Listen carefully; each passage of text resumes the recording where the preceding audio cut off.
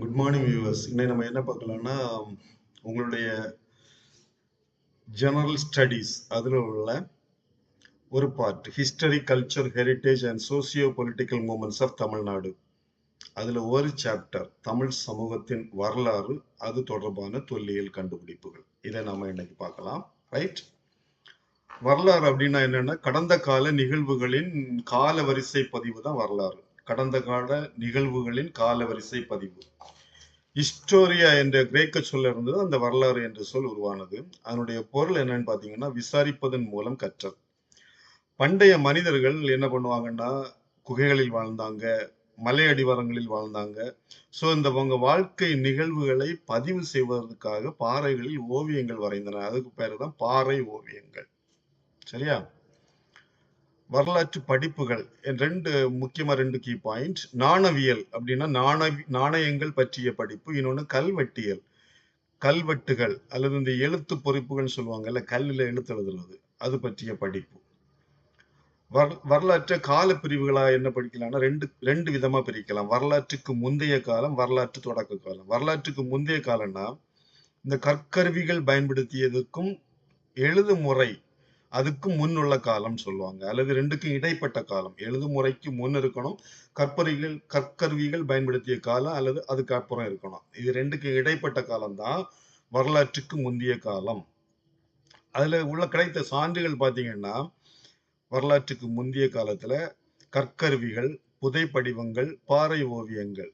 புதைப்படிமங்கள் அப்படின்னா என்னன்னா, இந்த மில்லியன்ஸ் ஆஃப் ஆண்டுகளுக்கு முன்னாடி இறந்து போன இந்த மிருகங்களா இருக்கட்டும், உயிரினங்களா இருக்கட்டும், அல்லது பறவைகள், அல்லது ஈவன் நம்ம தாவரங்கள், அதனுடைய சில பொருட்கள், இது எல்லாமே மண்ணில் மட்கி இந்த கனிமங்களுடன் சேர்ந்து மட்கா பொருட்கள் இருக்கு இல்லையா, அந்த எலும்புகள், பற்கள், ஓடுகள், இது எல்லாமே சேர்ந்து ஒரு விதமான ஒரு பாறை அந்த பண்புக்கு மாறும். அந்த தான் என்ன சொல்லுவாங்கன்னா புதைப்படிமங்கள்னு சொல்லுவாங்க. இந்த புதைப்படிமங்களை வச்சுதான் வரலாற்று ஆசிரியர்கள் என்ன பண்ணுவாங்கன்னா ஆராய்ச்சி பண்றாங்க. இதை வச்சுதான் அதனுடைய சைஸ் எப்படி இருக்கும், அதனுடைய எலும்பை வச்சு சைஸ் எப்படி இருக்கும், அதனுடைய பற்கள், தாடைகள், இதெல்லாம் வச்சு அது அதனுடைய முகத்தோற்றம் இந்த மாதிரி இருக்கும், அது இவ்வளவு டன் வெயிட்ல இருக்கும், அல்லது இந்த சைஸ்ல இருக்கும். இந்த மாதிரியான விஷயங்களை அவங்க ஆராய்ச்சி பண்றதுக்கு இது ரொம்ப யூஸ்ஃபுல்லா இருக்கும். ஸோ இதெல்லாமே பண்டைய காலத்துல அந்த வரலாற்றுக்கு முந்தைய காலத்துல கிடைத்த சான்றுகள். சரியா? அதே மாதிரி வரலாற்று தொடக்க காலம்னா வரலாற்றுக்கு முந்தைய காலத்துக்கு இடைப்பட்ட காலம் தான் வரலாற்று தொடக்க காலம். அதாவது புரோட்டோ ஹிஸ்டரின்னு சொல்லுவாங்க. சரியா? அடுத்து மனிதன் முதலில் பழக்கப்பட்ட விலங்கு என்னன்னா நாய். இது எப்படி பழகிச்சுன்னா, முதல்ல இவன் எதுல வாழ்ந்துட்டு இருந்தான்னா குகைகள்ல வாழ்ந்துட்டு இருந்தான். அப்ப அந்த கொடிய விலங்குகளின் வருகை அதை பார்த்த உடனே இந்த நாய் என்ன பண்ணும்னா அதோட மோப்ப உணர்வால் குறைக்க ஆரம்பிச்சிடும். குறைச்சு அவங்களுக்கு அதனுடைய வருகையை தெரியப்படுத்தும். ஸோ அது அவங்களுக்கு ரொம்ப யூஸ்ஃபுல்லா இருந்துச்சு. அவங்களுடைய பாதுகாப்புக்கு அது ரொம்ப யூஸ்ஃபுல்லா இருந்துச்சு. அதுக்கு பிறகு ஈவன் வேட்டைக்கு போகும்போது கூட அந்த மோப்பம் பிடிச்சுக்கிற அந்த திறன் இருக்கிறனால அது அந்த விலங்குகளை மோப்பம் பிடித்து காட்டி கொடுத்துரும். அதனாலதான் அவங்க முதலில் நாய்களை பயன்படுத்தினர். நாய்களை அவனுடைய பாதுகாப்புக்கும் வேட்டைக்கும் பயன்படுத்தினார். ஏன்னா அவங்க குகைகள் இந்த மாதிரியான மலை அடிவாரங்கள் இருந்தனால எந்த பாதுகாப்பு இருக்காது இல்லையா? ஸோ அந்த டைம்ல அந்த நாய்கள் அவங்களுக்கு ரொம்ப யூஸ்ஃபுல்லா இருந்துச்சு. சரியா? அடுத்து அசோகர், அவரை பத்தி சில விஷயங்கள் பார்க்கலாம். அதாவது பண்டைய இந்திய அரசர்களில் மிகவும் பேரும் புகழும் பெற்றவர் தான் இந்த அசோகர். புகழ்பெற்ற இந்திய பேரரசர். இவரது ஆட்சியில தான் அந்த புத்த மதம் ஆசியாவின் பல பகுதிகளுக்கும் பரவியது. இவர் சிறந்த போர் வீரர். கடைசி அவர் கலிங்கத்து போருக்கு பார்த்துட்டு அதனுடைய கொடூரத்தை கண்டு அங்க இறந்து போன அந்த போர் வீரர்களின் அந்த இதெல்லாம் பார்த்து அந்த கொடூரம் அவருடைய ரொம்ப வருந்தி, இதுக்கு மேல இனி போரே நான் செய்ய மாட்டேன்னு சொல்லி போரை கைவிட்டார். அதாவது வெற்றிக்கு பின் போரை துறந்த உலக வரலாற்றின் முதல் அரசர்னு சொல்லியாச்சுன்னா அசோகர் தான். அதுக்கு பிறகு இவர் இந்த அறம் மற்றும் அமைதியை பரப்புவதற்காகவே தன்னுடைய வாழ்வை அர்ப்பணித்தார்னு சொல்லலாம். அந்த மாதிரி மாறிட்டாரு, டோட்டலா சேஞ்ச் ஆயிட்டாரு. நம்ம தேசிய இவர் ரெண்டு விஷயங்கள் பண்ணார். ரொம்ப முக்கியமான விஷயங்கள் பார்த்தீங்கன்னா, விலங்குகளுக்கான மருத்துவமனை முதலில் அமைத்தவர் இவர் தான். அதே மாதிரி இவருடைய ஆட்சி காலத்தில் தான் சாலைகள் பெருமளவு உருவாக்கப்பட்டன. அதே மாதிரி நம்முடைய தேசிய கொடியில் உள்ள 24 ஆரக்கால் சக்கரம் இருக்கு இல்லையா, அது அசோகர் நிறுவிய அந்த சார்நாத் கற்றூன் இருக்கு, அதனுடைய முத்திரையிலிருந்து பெறப்பட்டதா அந்த 24 ஆரக்கால் சக்கரம். ரைட்? அதே மாதிரி அசோகர் இவ்வளவு பெரிய பேரரசர் ஆனாலும் 19ஆம் நூற்றாண்டு வரை இவருடைய தகவல்கள் யாருக்குமே தெரியாம இருந்தது. வரலாற்றில் இவர் இடம்பெறவே இல்லை. இந்த வரலாற்று ஆய்வாளர்கள் மெயினா இந்த William Jones, James Prinsep, Alexander Cunningham இவங்க தான் இவருடைய ஆய்வுகளை எல்லாம் மேற்கொண்டு அசோகருடைய சிறப்புகளை உலகத்துக்கு கொண்டு வந்தவங்க. அதே மாதிரி சார்லஸ் ஆலன் ஒருத்தர் இருந்தாரு. அவர் வந்து ஆங்கிலேய எழுத்தாளர். அவர் என்ன பண்ணாருன்னா அந்த அசோகர் குறித்த வரலாற்று ஆவணங்களை இது எல்லாத்தையுமே தொகுத்து தி search for the India's last emperor அப்படின்னு சொல்லி ஒரு நூல் வெளியிட்டார். இந்த அசோகர் காலத்துல உள்ள அந்த சான்றுகள் இன்றளவும் இருக்கின்றன. முக்கியமா இந்த சாஞ்சி ஸ்தூபி, சாரநாத் கர்ட்டூன் இது எல்லாமே இன்றளவும் உலகத்தில் அவருடைய அசோகர் காலத்து சிறப்புகளை வெளிப்படுத்தும் சான்றுகளாக திகழ்கின்றன. வரலாற்றை அறிய உதவும் சில சான்றுகள். ஒன்று வந்து கல்வெட்டு, இன்னொன்று செப்பேடுகள். செப்பேடுகள்னா செப்பு பட்டயங்கள் சொல்லுவாங்க. நினைவு சின்னங்கள், அடுத்து தொல்பொருட்கள். இது வந்து இவை எல்லாமே வந்து தொல்லியல் ஆதாரங்கள் சொல்லுவாங்க. அடுத்து இலக்கிய ஆதாரங்கள் உண்டு. சமய இலக்கியங்கள், சங்க இலக்கியங்கள், பயண குறிப்புகள். முக்கிய வரலாற்று சான்று இப்ப இருக்கக்கூடியது பாத்தீங்கன்னா மெயினா தெரிஞ்சுக்க வேண்டிய விஷயம் ஆதிச்சநல்லூர். ஆதிச்சநல்லூர்ல என்ன இருந்துச்சுன்னா தாளிகள்னா பழங்காலத்தில் முன்னோர்கள் இறந்த உடல்களை வைக்கக்கூடிய அந்த பெரிய மண்பாண்ட பானைகள் சொல்லலாம். அதுதான் தாளிகள். அது முக்கியமான தொல்லியல் ஆதாரம். இது வந்து ஆதிச்சநல்லூர். இன்னொன்னு வந்து பாத்தீங்கன்னா வேள்விக்குடி செப்பேடு. இதுல முக்கியமான தொல்லியல் ஆதாரம் செப்பு பட்டயங்கள். அடுத்து மகாபாரதம் உங்களுக்கே தெரியும். இலக்கிய ஆதாரம் இதிகாசம் சொல்லுவாங்க இல்லையா? சமய சார்புள்ள இலக்கியம் தான் மகாபாரதம். இன்னொன்னு சாஞ்சி ஸ்தூபி இப்போ இருக்கக்கூடிய நினைவு சின்னம். இது வந்து ஒரு தொல்லியல் ஆதாரம். பட்டினப்பாலை இலக்கிய ஆதாரம். சங்க இலக்கியம்னு சொல்லுவாங்க இல்லையா? அதுதான் பட்டினப்பாலை. இது வந்து இலக்கிய ஆதாரம், வரலாற்று சான்று. கீழடி மண்பாண்டங்கள் மதுரை அதனுடைய ஃபேமஸ் தொல்லியல் ஆதாரம். இதுல மெயினா பானை ஓடுகள், தொல்பொருட்கள் இது எல்லாமே அங்க கண்டுபிடிச்சாங்க. சிந்து வெளி பொம்மைகள், சிந்து சமவெளி நாகரிகத்தில் நம்ம பார்த்தோம். சுடு மண்ணினால் செய்யப்பட்ட கலைப்பொருட்கள், பொம்மைகள், தொல்பொருட்கள் இது எல்லாமே சிந்து வெளி நாகரிகத்திலேயே நம்ம பார்த்தோம். அதே மாதிரி தஞ்சை பெரிய கோயில் இது வந்து கோயில்கள் முக்கியமான நினைவு சின்னம் கோயில். இது வந்து ஒரு மிகப்பெரிய தொல்லியல் ஆதாரம். சரியா? வேள்விக்குடி செப்பேடுகள் எல்லாம் பாத்தீங்கன்னா செப்பு தகடுகளால் எழுதப்பட்ட வரலாற்று அரசாணைகள் எல்லாம் அதுல இருக்குதான் வேள்விக்குடி செப்பேடுகள்ல. அதே மாதிரி சாஞ்சி ஸ்தூபி அசோகர் காலத்து பௌத்த கட்டிடம். அது தஞ்சை பெரிய கோயில். இது வந்து நம்ம ராஜராஜ சோழனால் கட்டப்பட்ட கட்டிடக்கலைக்கு ஒரு முக்கியமான சான்று தான் அந்த தஞ்சை பெரிய கோயில். ராஜ சோழனால் கட்டப்பட்ட கட்டிடக்கலைக்கு முக்கிய சான்று. ஆதிச்சநல்லூர் தாண்டி தாளிகள் அது ஒரு முக்கியமான விஷயம். சரியா? அதே மாதிரி கீழடி மறந்துடாதீங்க. இது சங்ககால மக்களின் வாழ்வியலை காட்டும் சான்றுகள். கீழடி மதுரை அங்க கண்டுபிடிச்சது. அது முக்கியமா எல்லா டிஎன்பிஎஸ்சி எக்ஸாம்ஸ்லயும் அது கேட்கறாங்க. சிந்து சமவெளி நகரத்துல நம்ம நிறைய பொம்மைகள் அதெல்லாம் நம்ம பார்த்தோம் இல்லையா? அடுத்து வந்து மனித பரிமாண வளர்ச்சி நிலைகள், மனிதனுடைய ஒவ்வொரு ஸ்டேஜஸ். இது உங்களுடைய சமச்சீர் கல்வி புக்ஸ்ல உள்ளதுதான். முதல் ஸ்டேஜ் வந்து பாத்தீங்கன்னா நீங்க லெஃப்ட் ஃபர்ஸ்ட் செகண்ட் தேர்ட் பாருங்க. அடுத்து ஃபோர்த் ரைட்ல first second third fourth fifth sixth அந்த மாதிரி பாருங்க. முதல் ஸ்டேஜ் வந்து பாத்தீங்கன்னா ஆஸ்ட்ரலோபிதிகஸ். இது வந்து தொடக்க கால மனிதன் சொல்லலாம். கிழக்கு ஆப்பிரிக்காவில் தோன்றிய தொடக்க கால மனிதன் 4 மில்லியன் முதல் 2 மில்லியன் ஆண்டுகளுக்குள் இருந்தது முன்னாடி. இது இவன்கிட்ட மனித மற்றும் குரங்கு 2 பண்புகளும் காணப்படும். அந்த படத்தை பார்த்தாலே உங்களுக்கு அது தெரியுது இல்லையா? மனித மற்றும் குரங்கு 2 சேர்ந்த ஒரு கலவையான தோற்றம். அந்த ஸ்டேஜ்ல அவன் 2 கால்களால் நடக்கிறதுக்கு அவன் கற்றுக்கொண்டான். அதுதான் அவனுடைய ஸ்டேஜ். 2வது வந்து பாத்தீங்கன்னா ஹோமோ ஹெபிலிஸ். இவனும் தொடக்க கால மனிதன் தான். இவன்ட்டு ஒரு சின்ன சேஞ்ச். முதல் ஸ்டேஜ்ல நீட்டிக்கிட்டு இருந்த அந்த தாடை நீட்சி சற்று குறைந்து இவனுக்கு காணப்படும். அது ஒரு முக்கியமான சேஞ்ச். அதே மாதிரி இறுக பற்றுவதற்கு வசதியாக பெரிய கால் விரல்களை இவன் பெற்றிருந்தான். இந்த ஹோமோ ஹெபிலிஸ் இறுக பற்றி பிடிப்பதற்கு வசதியான பெரிய கால் விரல்கள் அவன்கிட்ட இருந்து. இன்னொன்னு வந்து முன்பக்கம் நீட்டிக்கொண்டிருந்த அந்த தாடை நீட்சி ஃபர்ஸ்ட் ஸ்டேஜ்ல இருந்து இல்லையா? அது வந்து சற்று குறைந்து காணப்பட்டது. 3வது ஹோமோ எரக்டஸ். இது வந்து நேராக நிமிர்ந்த மனிதன். முக்கியமான ஒரு கீ பாயிண்ட் நெருப்பின் பயனை முற்றிலும் அறிந்திருந்தவன் ஹோமோ எரக்டஸ். நெருப்பின் பயனை முற்றிலும் அறிந்திருந்தவன் ஹோமோ எரக்டஸ். சரியா? அடுத்து வந்து நியாண்டர்தாஸ். ரைட் சைடுல ஃபர்ஸ்ட் நியாண்டர்தாஸ். இவங்க வந்து வேட்டையாடுறதுல திறன்ல பின்தங்கி இருந்தாங்க. அதே மாதிரி ஒரு கரடு முரடான கருவிகளை வச்சிருந்தவங்க. இவங்க ஆப்பிரிக்கர்களிடமிருந்து வேறுபட்டவர்கள்.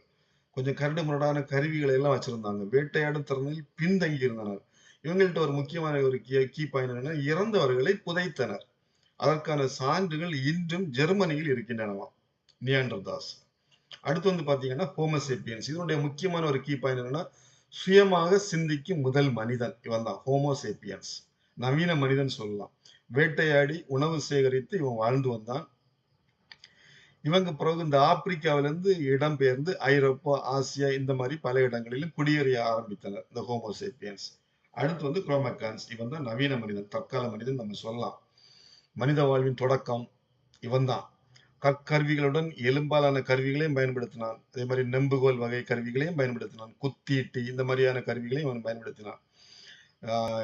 ஆசியா, தென்கிழக்கு ஐரோப்பா இந்த மாதிரி பல இடங்களில் இவன் குடியேறினான். இதுதான் குரோமேக்கான்ஸ். இதுல ரெண்டு முக்கியமான விஷயங்கள் நீங்க பார்க்கணும். ஹோமோ எரெக்டஸ், நெருப்பின் பயனை முதலில் அறிந்திருந்தவர்கள். இன்னொன்னு வந்து ஹோமோசேப்பியன்ஸ், சுயமாக சிந்திக்கும் மனிதன். சரியா? இதுதான் அவனுடைய 6 நிலைகள் இதுல நான் கொடுத்திருக்கிறேன். அடுத்து வந்து ஆதிகால மனிதன் வாழ்க்கைக்கு அவனுடைய கருவிகள் என்னென்ன அவங்க யூஸ் பண்ணாங்க.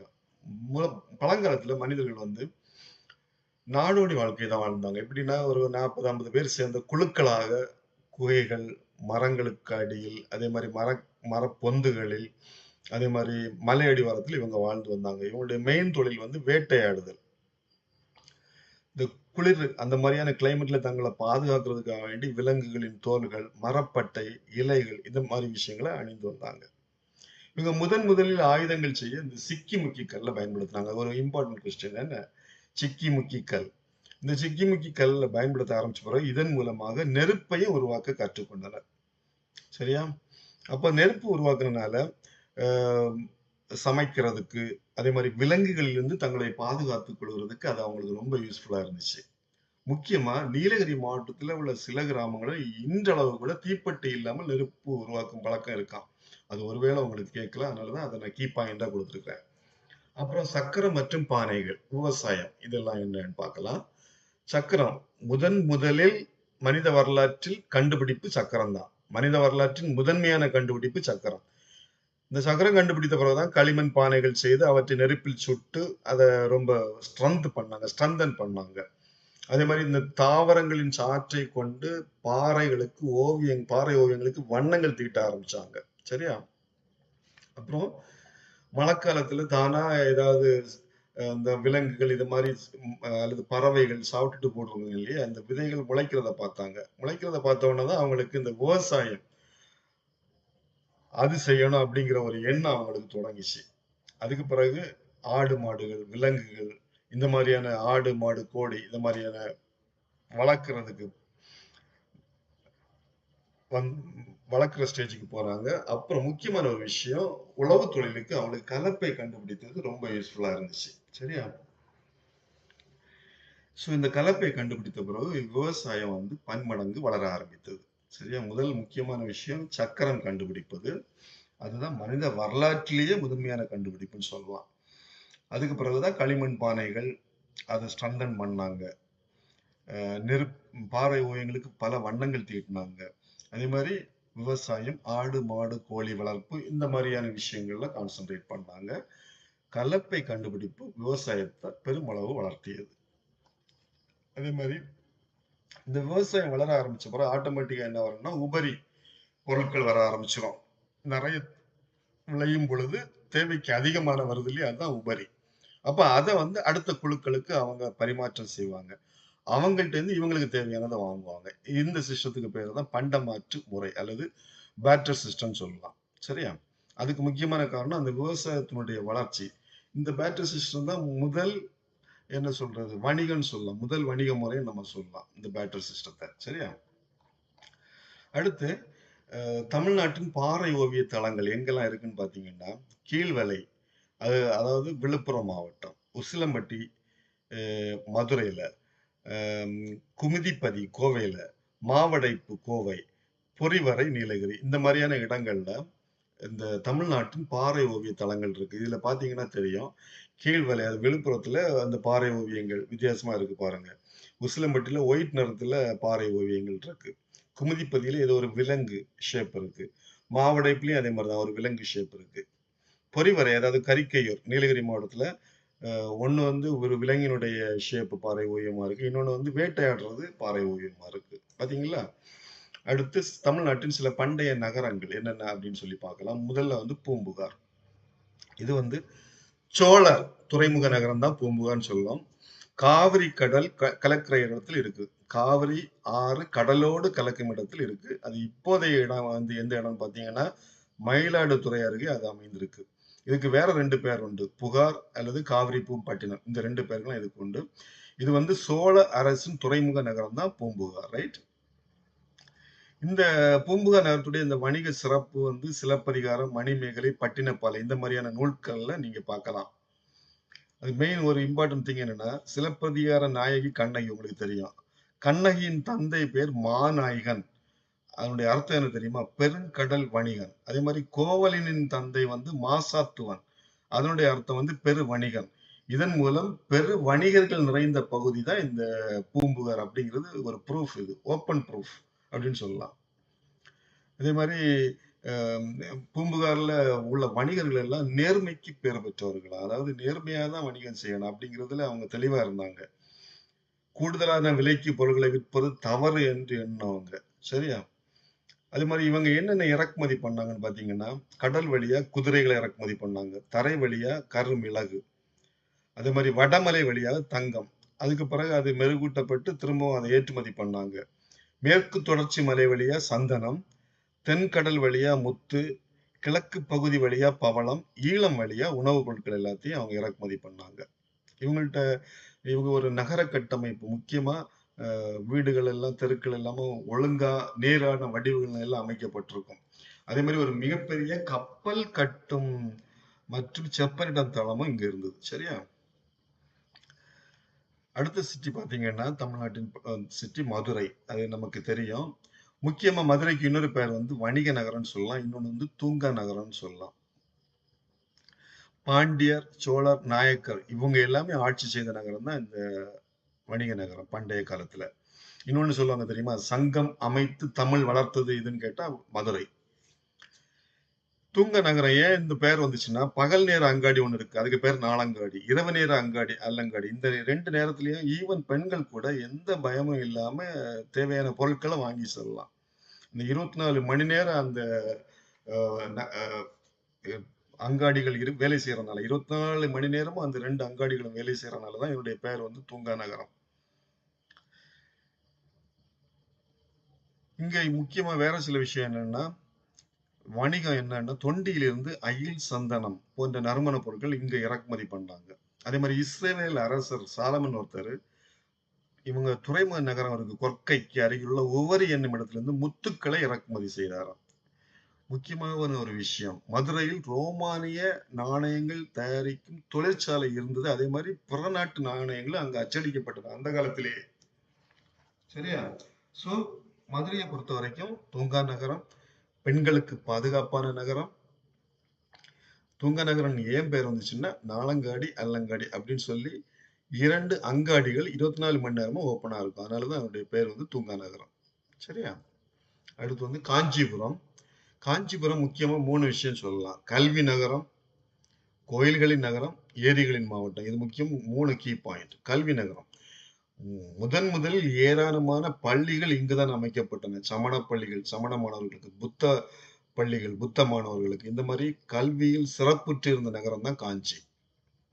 அதுக்கு ஒரு எக்ஸாம்பிள் பாத்தீங்கன்னா சீன பயணி யுவான் ஸ்வாங் கூடுதல் படிப்பிற்காக நாலந்தா பல்கலைக்கழகத்திலிருந்து காஞ்சியில இருந்த கடிகைக்கு வந்தாராம். அதே மாதிரி சில கவிஞர்கள் நிறைய புகழர்கள் சொல்லியிருக்காங்க காஞ்சி நகரத்தை பத்தி. நகரங்களில் சிறந்தது காஞ்சி அப்படின்னு சொன்னது கவிஞர் காளிதாஸ். கல்வியில் கரையில்லாத காஞ்சி அப்படின்னு சொன்னது திருநாவுக்கரசர். 7 இந்திய புனித தலங்களுள் காஞ்சியும் ஒன்று அப்படின்னு சொன்னது யுவான் ஸ்வாங். காஞ்சியினுடைய இன்னொரு பெயர் வந்து கோயில்களின் நகரம். முக்கியமா கைலாசநாதர் கோயில் ஒண்ணு இருக்கு. அது ரொம்ப பிரபலமானது. ராஜசிம்மனால் பல்லவ மன்னன் ராஜசிம்மனால் கட்டப்பட்டது. அதே மாதிரி இந்த கோயில்கள் நகரமா இருக்கிறனால பௌத்த துறவி மணிமேகலை அந்த அவங்களுடைய இறுதி காலத்தை காஞ்சியில் தான் கழித்தாங்க. அதே மாதிரி காஞ்சி நகரத்துடைய இன்னொரு பெருமை என்னன்னா நீர் மேலாண்மைன்னு சொல்லுவாங்க. நீர் மேலாண்மை சிறப்பா பண்ணியிருந்தாங்க. இந்த காஞ்சியை சுற்றிலும் நூற்றுக்கணக்கான ஏரிகள் வெட்டி அதுக்கு தேவையான கால்வாய்கள் எல்லாம் வெட்டி இணைக்கப்பட்டு நீர்த்தேக்கங்கள் எல்லாம் உருவாக்கப்பட்டன. இதனாலதான் அதனுடைய பேர் இன்னொரு பேர் வந்து காஞ்சிக்கு சிறப்பு பேரு ஏரிகளின் மாவட்டம். ஸோ காஞ்சி கல்வியின் நகரம், கோயில்களின் நகரம், ஏரிகளின் மாவட்டம். சரியா? அடுத்து இந்த டாபிக் உள்ள சில கலை சொற்கள். கலை சொற்களும் முக்கியமா கேட்கக்கூடிய ஒரு கொஸ்டின் உங்களுடைய டிஎன்பிஎஸ்சி எக்ஸாம்ஸுக்கு. ஆதாரங்கள்னா சோர்சஸ், முன்னோர்கள் ஆன்செஸ்டார்ஸ், தம்மா தர்மா, நினைவு சின்ன மானுமெண்ட், கல்வெட்டு இன்ஸ்கிரிப்ஷன், வரலாற்றாசிரியர் ஹிஸ்டோரியன், கால இயந்திரம் டைம் மிஷின், பரிமாண வளர்ச்சி எவால்யூஷன், இறைப்பிடி துணின பிரிடேட்டர், காலச்சுவடு ஃபுட் பிரிண்ட்ஸ், பதப்படுத்தப்பட்ட விலங்கின் தோல் ஹைட்ஸ், 1 மில்லியன், மில்லியன்னா 10 லட்சம், நாடோடி நொமேட், பண்டமாற்று முறை பேட்டர், இறை அப்படின்னா பிறை. Anyway best wishes to all of you for your career growth. Thank you all. எங்களுடைய வெப்சைட் வந்து www.jasudu.net. அதில் போய் பாருங்க. இந்த டாபிக்குடைய questions MCQ type questions update பண்ணியிருக்கிறேன். அது learning part and practice part ரெண்டும் உண்டு. லேர்னிங் பார்ட்டில் நீங்கள் லேர்ன் பண்ணிக்கலாம், ப்ராக்டிஸ் பார்ட்டில் நீங்கள் ப்ராக்டிஸ் பண்ணிக்கலாம். அதே மாதிரி ஜெனரல் தமிழ் ரிலேட்டட் வீடியோஸ் யூடியூப்பில் இருக்குது. டியூட்டோரியல்ஸ் எல்லாமே பவர் பாயிண்ட் ப்ரெசன்டேஷன்ஸ் தான், கீ பாயிண்ட்ஸ் தான் இருக்கும் மேக்ஸிமம். அதே மாதிரி ஜெனரல் சயின்ஸ், ஆப்டிடியூட் என்னுடைய வெப்சைட்டில் அப்டேட் பண்ணியிருக்கிறேன். பாருங்கள், படிங்க. உங்களுக்கு யூஸ்ஃபுல்லாக இருந்துச்சுன்னா தயவுசெய்து இந்த வீடியோவை முதல்ல என்னுடைய சேனலை சப்ஸ்கிரைப் பண்ணுங்க. ஏன்னா இது டெய்லி அப்டேஷன் நான் பண்ணிட்டு இருக்கிறேன். வெப்சைட்டும் டெய்லி அப்டேஷன் பண்ணிட்டு இருக்கிறேன். சப்ஸ்கிரைப் பண்ணுங்க. இந்த டியூட்டோரியலை 4 பேருக்கு ஷேர் பண்ணுங்க. அவங்களுக்கு அது யூஸ்ஃபுல்லாக இருக்கட்டும். Thank you all.